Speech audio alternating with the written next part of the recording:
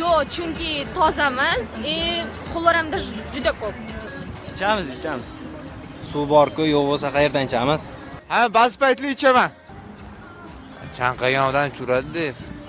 Suv tanlamay chanqayondan. Churadi libboyini. Biz ichamiz, mana suvlarni ichamiz, ana ko'p qavatli uylardagi domladan suvlarni ichamiz, qaynatib ichamiz ko'proq. Lekin qaynamasdan ham ichganman, hech narsa qilmagan. Sifati yaxshi. Yo'q, unda juda ham xlor ko'p va shu uchun yaroqli emas deb o'ylayman. Ha, ichamiz. Ichimlik suvi axir tozalangan, xlorlangan. Suvni olqimanglar, yopib yuringlar, jo'mraydi. Bu suvda chunki xlor ko'p tarkibida. Qanaqadir ta'mi achchiqligi bilinadi-da, shuning uchun ichmayman. Keyin yana bir sababi bu salgina bo'lsa ham loyiqaligi bilinadi-da, tiniq suv bo'lmasligi uchun ichmayman. Albatta suvni ichaman. Bu O'zbekistonda suv toza, ya'ni suvlarimiz toza. Hop, jo'mrakdan keladigan vodoprovod suvini ichasizmi? Albatta ichamiz. Chunki qaysidir davlatlarda shu jo'mrakning o'zidan suv chiqmaydi. Xudoga shukr, bizda suv bor hozircha. Lekin bu ketishda bo'lsa, bizda ham bu suv hozir ham turligi qimmat bo'lib ketadi. Jo'mrakdan kelgan suvni ichaman, ha.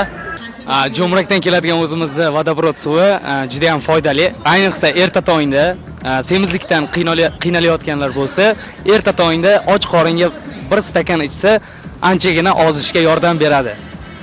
Ko'proq gazli ichimliklar qolaversa, sharbat boshqalardan ko'ra o'zimiz vodoprovod suvi yaxshiroq. Hammaga tavsiya beraman.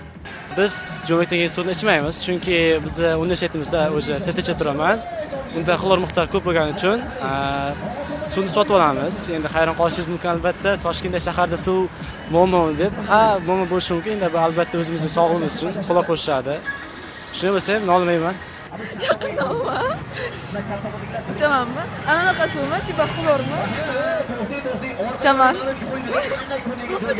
Ichganman. Yo'q, ichmayman, chunki yoqmaydi. Ta'mi bemaza bo'ladi, слишком bemaza, xlor ta'mi bilinib turadi. Shuni yoqmayman. Yoqmaydi, постоянно anaqa magazinda ichaman. Agar hayot majbur qilsa, hududi suvini ham ichishga majbur bo'lar ekan, yo xudodan. Men vodoprovoddagi suv ichmayman, sababi kir loyqa. Keyin qanaqadir boshqacha maza chiqadi. Yoshlik paytda ichardik, hozir ichmaymiz. Filtr suv ichamiz. Vodoprovod suvini ichmayman Toshkentdagini. Faqat Samarqanddagi vodoprovod suvini ichaman. Любойni ichamiz. Bu organizm mana seni qabul qiladi. Biz yoshligimizda ariqdan suv ichib katta bo'lganmiz.